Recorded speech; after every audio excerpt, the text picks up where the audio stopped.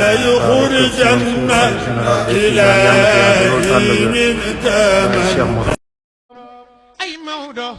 yar nga jur gi te doore woo defar nga xol yi te yàquloo xelu nit ñi ba ñuy gëndaloo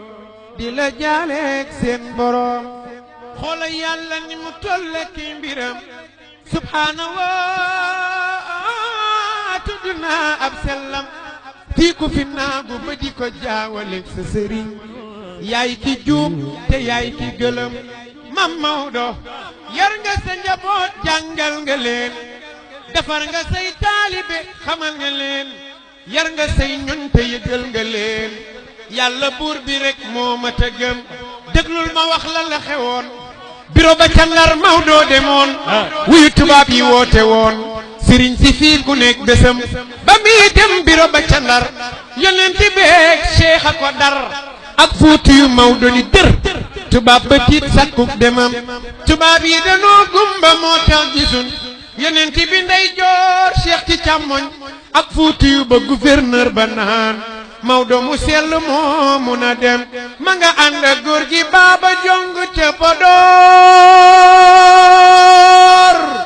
ma nga toog tiit di ko xaar ragal yi ñoom mel ni saxaar bi Maodo génnee fekk ñëpp raar ba mu des baaba jong ak fitam Maodo ko naan baaba ca buntu ba moo baaba lu xew baaba naan ko dama tiit bëgg nga raw pare naa pour bu la tubaab bi kidnappé fii laay toog ba dee ñëw ma dee Maodo ko naan ay baaba xanaa xamoo ni tubaab mënu maa tee ndax diina ji maa ko fi tee